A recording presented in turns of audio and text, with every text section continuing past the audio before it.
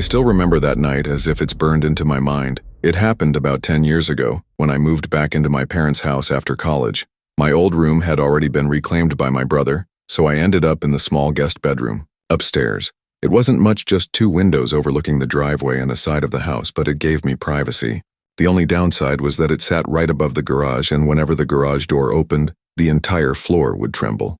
That Friday, I was home alone. My parents had gone to our shore house for the weekend, and my brother was out of town for work. After a brutal day at my job, I decided not to go out. Instead, I ordered food, crawled into bed with a book, and let the silence of the house settle around me. You know that uneasy peace? When the silence feels heavier than noise? That's what I felt right before everything went wrong. Around 11:30, the stillness was shattered by the low rumble of the garage door rising.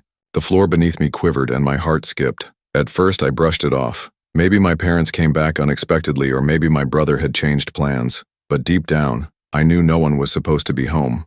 I rushed to the window. The garage door stood wide open, but the driveway was too dark to see clearly. Panic started clawing at me. Grabbing an old baseball bat from the closet, I crept down the stairs. I tried convincing myself the door had glitched. But then I heard voices. Faint, hushed voices drifting from the bedrooms across the house. At least 2 of them.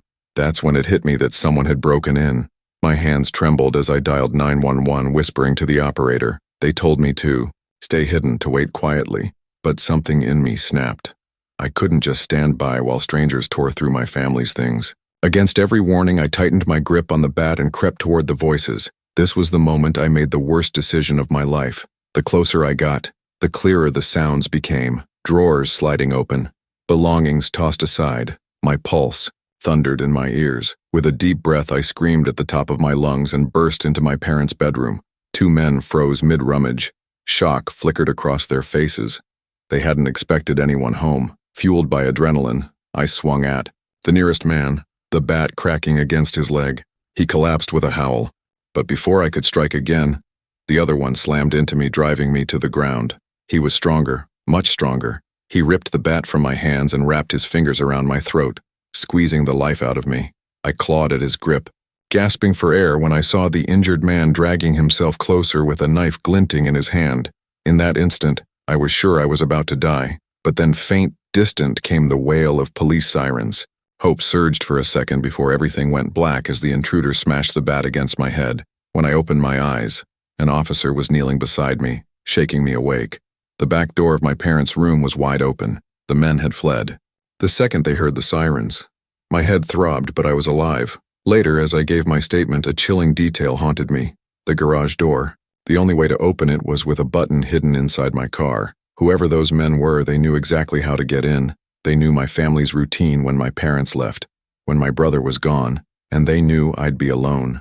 My parents installed an entire security system after that, but we never found out who those men were.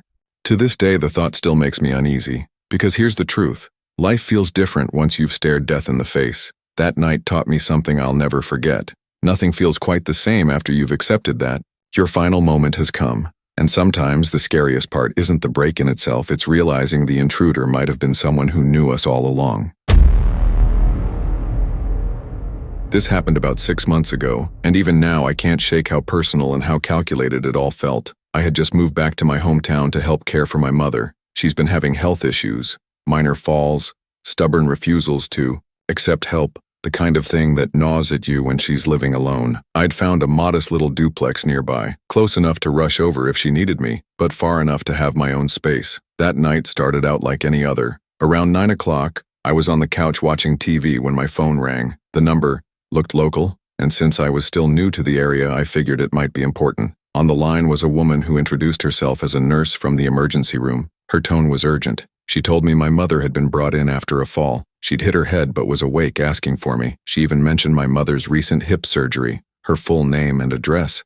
It was all so specific that I didn't doubt her for a second. And here's where the trap snapped shut, because I believed her without hesitation. Heart pounding, I grabbed my keys and rushed out. I didn't even lock the door behind me. I drove to the hospital with a sick feeling twisting in my stomach, bracing myself for the worst. But when I got to the ER and gave my mom's name, the receptionist looked at me with confusion. They checked the system. Nothing. No record of my mom being admitted. No accident, no fall. Panic set in. I called her landline right there in the lobby. she answered, groggy from sleep. She was perfectly fine. No hospital, no fall, nothing. And that's when it hit me. Someone had lured me out of my house. I sped back home, my mind racing. At first glance, the place looked untouched. The front door was still shut. But the second I stepped inside, I knew. My things were gone. My TV, laptop, and jewelry. Worse, they had taken strange things too. Family photos removed from their frames. Prescription bottles emptied out of my bathroom. Not, just valuables. Personal things. Intimate things. That's when I realized I hadn't just been robbed. I'd been studying. I called the police, but I knew it was too late. The thieves were long gone. I repeated the phone call word for word, and the officers agreed it wasn't random. Whoever did this knew me. They knew my mother's medical history, our routines, our lives. That part terrified me more than the theft. How could strangers know so much? And why take family photos? There's no resale value in those. No pawn shop is buying pictures of my childhood. The weeks after were filled with paranoia. I tried to piece together how they got the information. My mother talks freely with her many friends. Maybe she mentioned too much to the wrong person, or maybe someone was watching us closer than we ever realized. She's promised to be more careful now. I've installed a Ring camera, hoping it's enough of a deterrent, but I can't shake the feeling that this isn't over. I'm in my early 30s, living alone in a rented house in a quiet little neighborhood. Nothing special, but it was mine. It felt safe, comfortable, and familiar.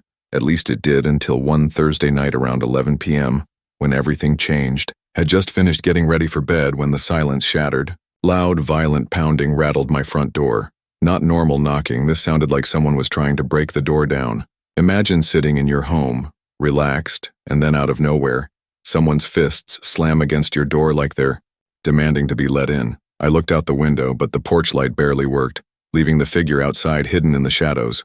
Annoyed more than scared, I cracked the front door, but kept the screen door locked. And that's when I saw him. A man stood there, mid-30, disheveled hair, clothes that looked like he'd slept in them for days. His eyes darted wildly and he was breathing hard, pacing as if he couldn't stand still. His voice came out frantic and angry. "This is my house," he shouted. "You're trespassing. Let me in or I'm calling the cops." At first I thought he was on drugs or having a breakdown, but then he started spitting out details about the inside of my home. Things no stranger could possibly know, like how the master bedroom door hits the toilet when you open it, or how you have to lift the back door slightly to get it to close. He described quirks only someone who had lived there could know. I froze. My stomach dropped. Then it got worse. He pulled out folded papers, documents that looked like a lease agreement with his name on it. He showed me pieces of mail addressed to him at this exact house. And then, the most disturbing part, he pulled up photos on his phone. Pictures of him inside my house, sitting on my couch, cooking in my kitchen, lying in what was now my bedroom. They weren't grainy or fake-looking. They were crisp, detailed, with people I didn't recognize smiling in the background. One photo even showed a group gathered around my kitchen table, fireworks boxes in the corner dated just this past July 4th. That's when I started questioning my own sanity. What if he was telling the truth? What if I was the intruder? I told him I was calling the police. Not even aggressively, I just didn't know what else to do. Suddenly, his demeanor flipped. Calm, almost too calm. He said he'd wait outside while I made the call. Then he simply walked off into the night. When officers arrived, I explained everything. They brushed it off, saying it was probably just some unstable person. They told me to check with my landlord and previous tenants for answers. I had my lease in hand, but the police weren't interested. They left, leaving me rattled and deeply unsettled.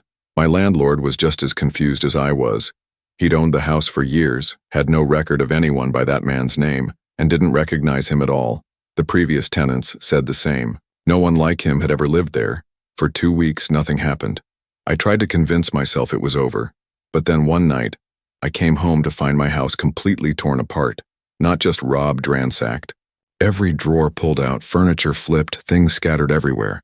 But here's the strange part. Valuables like my TV, computer, and electronics were untouched. It wasn't about money. Whoever had been inside was looking for something specific. The police this time took it seriously. No forced entry. Whoever had done it had a key. My landlord immediately changed the locks and added security measures. But the question gnawed at me. How did that man have my keys, my house details, and those photos? The documents I could write off as fakes. The mail could be forged. But the photos I still can't explain. They weren't just images of the house. They were moments, gatherings, dinners, snapshots of lives lived inside these walls. Lives I had no memory of. A friend of mine suggested something paranormal, something beyond explanation. I don't usually believe in that, but I'll admit this, I no longer feel at ease in my own home. And here's the thought that keeps me up at night. Maybe that man wasn't lying. Maybe he really did live here, and maybe in some way he never left.